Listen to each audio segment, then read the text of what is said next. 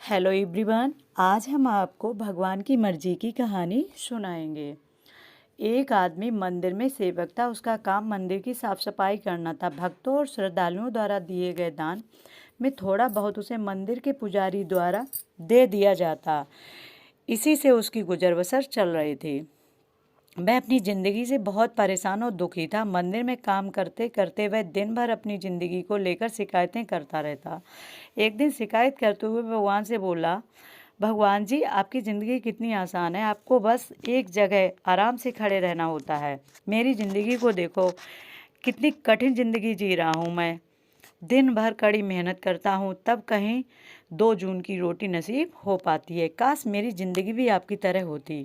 उसकी बात सुनकर भगवान बोले, तुम जैसा सोच रहे हो वैसा नहीं है।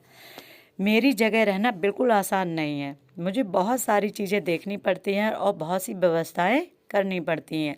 ये हर किसी के बस की बात नहीं है। भगवान जी, कैसी बात कर रहे हैं आप? आपका काम आसान ही तो है। आपकी तरह तो मैं भी दिन भर खड़े रह सकता हूँ। इसमें कौन सी बड़ी बात है? मंदिर का सेवक बोला, तुम नहीं कर पाओगे। इस काम में बहुत धैर्य की आवश्यकता पड़ती है।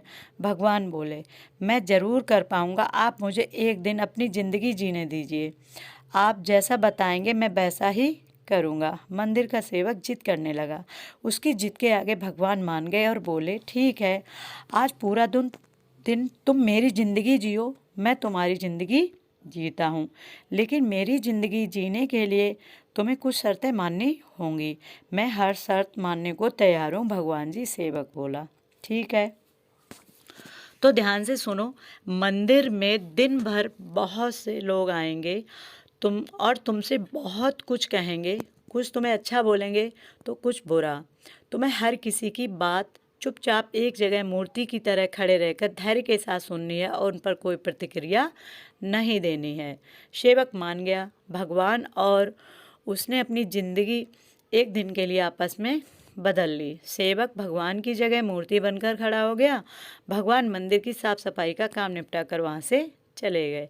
कुछ समय बीतने के बाद मंदिर में एक धनी व्यापारी आया। भगवान से प्रार्थना करते हुए बोला, भगवान जी, मैं एक नई फैक्ट्री डाल रहा हूँ। मुझे आशीर्वाद दीजिए कि ये फैक्ट्री अच्छी तरह से चले और मैं इसमें अच्छा मुनाफा कमाऊँ। प्रार्थना करने के बाद वह प्रणाम करने के लिए नीचे झुका तो उसका बटुआ गिर गया। जब वह वहाँ से जाने लगा तो भगवान की जगह खड़े मंदिर के सेवक का मन हुआ कि उसे बता दें कि उसका बटुआ गिर गया, लेकिन शर्त अनुसार उसे चुप रहना था। इसीलिए वह कुछ नहीं बोला और खामोश खड़ा रहा। इसके तुरंत बाद एक गरीब आदमी वहाँ आया और वो भगवान से बोला, भगवान जी, बहुत गरीबी में जीवन काट रहा हूँ। परिवार का पेट पालना है, माँ की दवाई की व्यवस्था करनी है। समझ नहीं पा रहा हूँ कितना सब कैसे करूँ। आज देखो, मेरे पास बस 1 रुपया है। इसमें क्या कर पाऊँगा? आप ही कुछ चमत्कार करो, मेरे लिए धन की व्यवस्था कर दो। प्रार्थना करने के बाद जैसे ही वह जाने को हुआ, उसे नीचे गिरा व्यापारी का बटुआ दिखाई दिया। उसने बटुआ उठा लिया और भगवान को धन्यवाद देते हुए बोला, भगवान जी, आप धन्य हैं। आपने मेरी प्रार्थना इतनी जल्दी सुन ली। इन पैसों से मेरा परिवार कुछ दिन भोजन कर सकता है। माँ की दवाई की व्यवस्था हो जाएगी। भगवान को धन्यवाद देकर वह वहाँ से जाने लगा। तब भगवान बने मंदिर के सेवक का मन हुआ, उसे बता दे कि वह बटुआ तो व्यापारी का है, उसे मैंने नहीं दिया। वह जो कर रहा है वह चोरी है। लेकिन वह चुप रहने के लिए व्यवस्था, इसलिए उसने मन मानकर चुपचाप खड़ा रहा। मंदिर में आने वाला तीसरा व्यक्ति एक नाविक था। वह 15 दिन के लिए समुद्री यात्रा पर जा रहा था। भगवान से प्रार्थना की कि उसकी यात्रा सुरक्षित रहे और वह सकुशल वापस आ सके। वह प्रार्थना कर ही रहा था कि धनी व्यापारी वहां आ गया। वह अपने साथ पुलिस भी लेकर आया था। नाविक को देखकर वह पुलिस से बोला, मेरे बाद ये मंदिर में आया है, जरूर इसने ही मेरा बटुआ चुराया होगा। आप इसे गिरफ्तार कर लीजिए। पुलिस नाविक को पकड़कर ले जाने लगी। भगवान बने आदमी को अपने सामने रोता हुआ ये अन्याय सहन नहीं हुआ।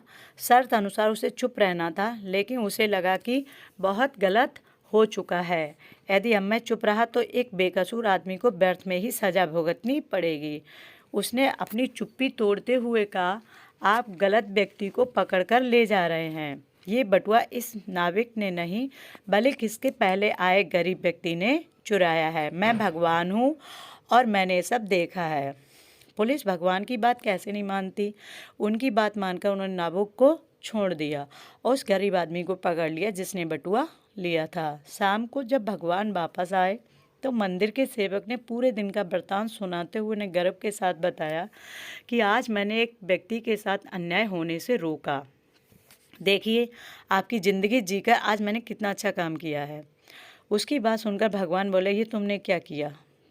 मैंने तुमसे कहा था कि चुपचाप मूर्ति बनकर खड़े रहना, लेकिन वैसा ना कर तुमने मेरी पूरी योजना पर पानी फेर दिया है। उस धनी व्यापारी ने बुरे कर्म करने इतना धन कमाया था कि यदि उसमें से कुछ पैसे गरीब आदमी को मिल जाते तो उसका भला हो जाता और व्यापारी के पाप भी कुछ कम हो जाते। जिस नाविक को तुमने समुद्री यात्रा पर भेज दिया है वह अब जीवित वापस नहीं आ पाएगा। समुद्र में बहुत बड़ा तूफान आने वाला है। यदि वह कुछ दिन जेल में रहता तो कम से कम बच तो जाता। सेवक को ये सुनकर एहसास हुआ कि वह तो बस वही देख पा रहा था जो आंखों के सामने हो रहा था। उन सबके पीछे की वास्तविकता को वह देख ही नहीं पा रहा था। जबकि भगवान जीवन के हर पहलू पर विचार अपनी योजना बनाते हैं और लोगों के जीवन को चलाते हैं। कहानी की सीख, हम सब भी भगवान की योजनाओं को समझ नहीं पाते। जब हमारे साथ कुछ गलत हो रहा होता है या हमारे हिसाब से कुछ नहीं हो रहा होता तो अपना धैर्य खोकर हम भगवान को दोष देने लगते हैं। हम ये समझ नहीं पाते कि इन सब के पीछे भगवान की कोई ना कोई योजना छुपी हुई होती है। ऐसे समय में हमें भगवान पर विश्वास रखकर धैर्य धारण करने की आवश्यकता है। इसीलिए चिंता ना करें। यदि आपकी मर्जी से कुछ नहीं हो पा रहा है तो इसका अर्थ है कि वह भगवान की मर्जी से हो रहा है और भले ही देर से ही सही, भगवान की मर्जी से सब अच्छा ही होता है।